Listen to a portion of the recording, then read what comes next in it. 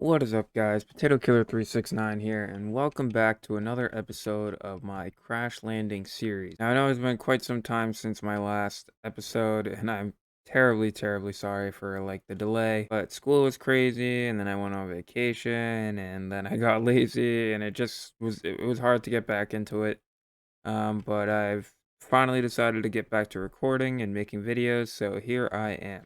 So last time we left off, I had just gotten some cows. I named one Betsy, and then off camera, I got another one and started breeding them. I think I'm up to like four now. I haven't really done much else. I did, however, spend the time to figure out how to use drones. They're a pneumatic craft invention or addition, and you can basically program drones. I mean, I won't really go into the specifics of like how to do it because if you can do the Steve's Factory Manager that I showed earlier, this is pretty easy to figure out. And what I'm actually having the drones doing now is picking up dust.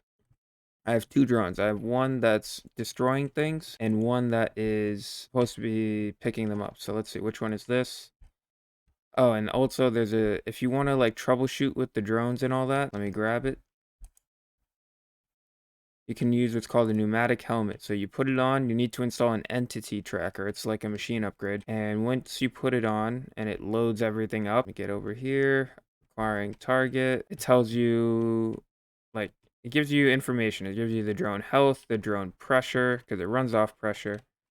It tells you what puzzle piece it's currently working on, which is the dig puzzle piece.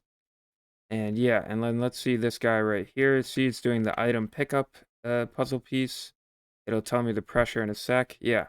So this is a really nifty tool. And these like drones in general are super nifty. So we can potentially I can potentially automate the expansion of our base. And also I can even automate the building of like a wall around our base, which I intend to do. But the only downside is they do require a decent amount of pressure. So this gets me to what I want to do now. We are lacking in technology in all sorts of different areas. So let's take a look at the quest book. This technological revolution is, I think, where we should be focusing a decent amount of our energy because we need to get some we need to advance there in order to create machinery that makes life easy. For instance, one thing that we could build if we had certain machinery is the kinetic compressor. And that's basically, it takes energy, like the same energy we're generating there, and converts it into pressure, which is super easy and way a much better solution than burning fuel. And you can't really automate. I mean, I can automate it, I guess, with like charcoal or something, but that's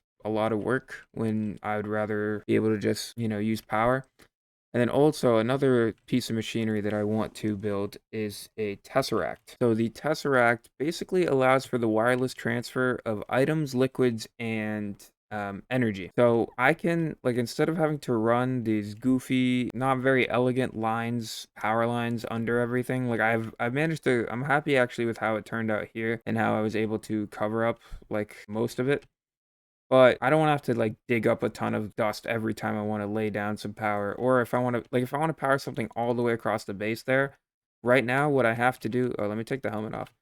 Right now what I have to do is, like, run a power line all the way over there, which is very goofy. So instead, I want to get a tesseract. You need two actually, like, one for sending and one for receiving. But that way I can start to power stuff on this side of the base, for instance, like a breeder, sludge boiler, different types of machinery like that. But anyways, one step at a time. So first things first. Oh snap, I just realized I've been ignoring my water. Okay, first things first, let's combat heat stroke. I don't even like, it's not even like I'm low on water. I have basically unlimited water at this point. I just forget to replenish it. Okay, so let's back out of here. Let's do technological revolution. All right, let's do basic machines. So the next thing we need to build is a redstone furnace. A lot of these are going to require machine frames, and the whole process of making machine frames is kind of long-winded, and so I'm not going to do that with you guys on camera because I've done it before, and it's annoying to do. So here's what I'm going to do. I'm going to get all of this stuff crafted and check back in with you guys, and I can show you guys what each of these things does. You guys have already seen the pulverizer. That's what I'm using over here to sift, I mean, in my sifting setup, to automate the production of gravel and sand, and also to smash down all of the ores, or everything into ore dust over here. So pulverizer we're already familiar with. But yeah, I'll check back in with you guys in a sec. Alrighty then, guys. I did quite a bit of crafting, and I actually completed this quest right here, basic machine. So I made the pulverizer we already made. I made the redstone furnace, energetic infuser, and auto packager, and then I also got started on this quest, made the magma crucible and the induction smelter. I mean, the auto packager is pretty simple. You power it and you put a chest on the left and the right of it. And I forget which one. I think it pulls right to left. So it pulls like individual dusts from the right, like these kinds of things. It pulls it from the right chest and then it outputs blocks, like it packages them. That's what the auto packager does. Not really that useful for me though, because I've already programmed this thing to do that, and this thing doesn't need power. So I'm gonna stick with the Steve's Factory Manager for now. But in any case, I'm gonna be honest, I'm not exactly sure. I mean, these machines are used for creating certain ingredients that we're gonna need for other complex machinery. Let's see, smelts metals and things that require high temperatures. Useful for processing ores and building advanced devices. Okay. Infuse energy into compatible items. Okay. Turn solid material into fluids. Very useful for building advanced devices. Okay, so yeah, all of this is going to help us build better and more advanced technology, which is what we want at the end of the day. But in any case, the reason I decided to come back with you and do this part with you now is we have to craft a glacial precipitator. And that might be a bit confusing, so I thought I'd show you guys. One of the ingredients for the glacial precipitator is snow, and obviously there's no naturally occurring snow. So if you didn't know, the way you would get snow, because I almost forgot about it, it took me a bit to remember, but you go to one of the quests in basic survival, leads you down towards getting snow. So let me look at this. This needs one water bottle. That's pretty easy to get. Okay. Wow, my inventory looks awful. Okay, getting chilly. More than a little warm on this planet before your brain fries. Let's set up a way for you to cool down. Provide me with enough power and some water, and I can provide you a way to chill.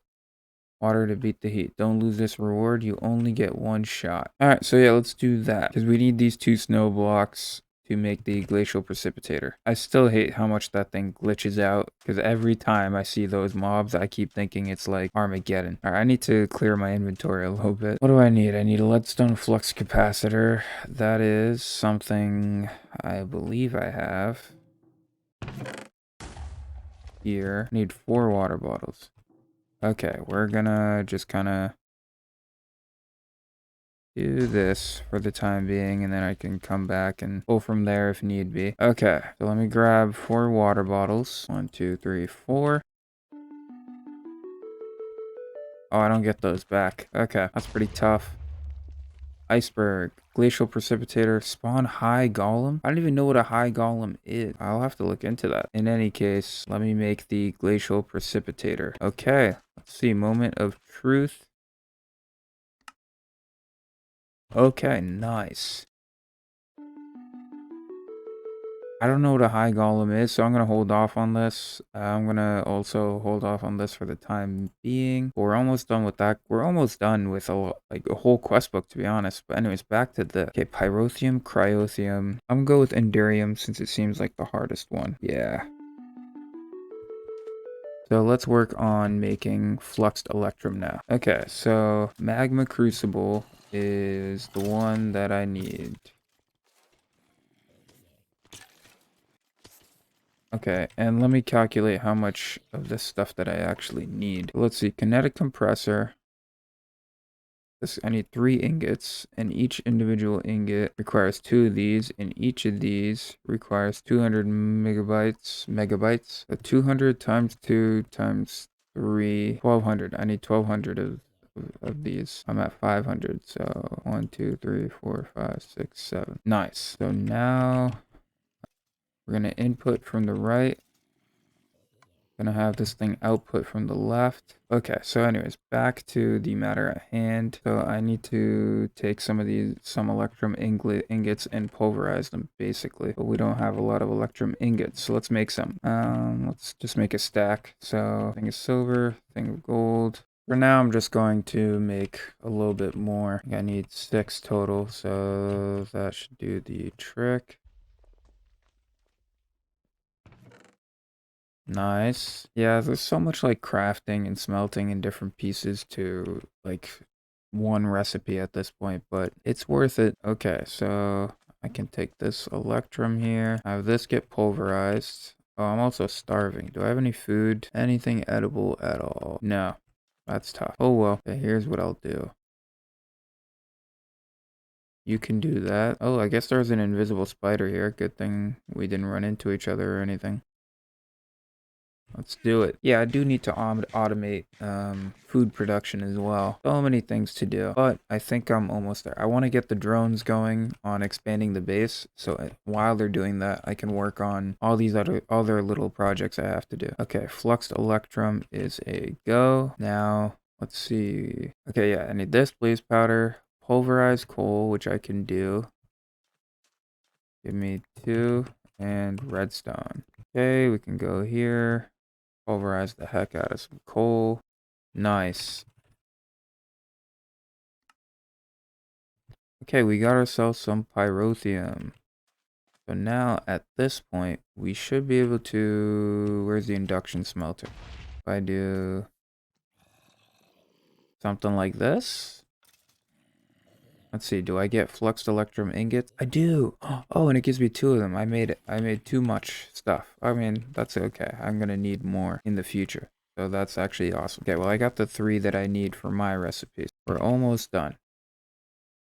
Kinetic compressor. I already have hardened glass, thankfully. So 3 flux electrum, 2 printed circuit boards, plastic sheets, and then one of these normal ones. Okay. Let's do it. It's pretty late, so let me just get this done and call it days. Okay, this should be kinetic compressor. Let's go. Yeah, I'm gonna call it here. But basically, what this is gonna allow me to do, I'll show you guys how it would work theoretically, is hook this up to some sort of power source and then also to a charging station. And then once I power it, it'll just start producing pressure, and this thing can get up to like 20 bars of pressure, whereas these air compressors only get up to 5 before they blow up on you. And the charging station requires a lot. I mean, the drones themselves can each carry 10 bars of pressure on a full charge. So it's a lot more efficient and it opens up a lot of horizons. I will show you guys the setup next episode. But yeah, thank you guys so much for making it to the end of the episode. If you guys enjoyed, please leave a like, leave a comment letting me know what you guys thought. And if you're really feeling awesome, maybe even consider subscribing. And to those who have been subscribed, I am terribly sorry it has taken me this long to get to making an episode, but I'll try not to wait this long again. All right, peace.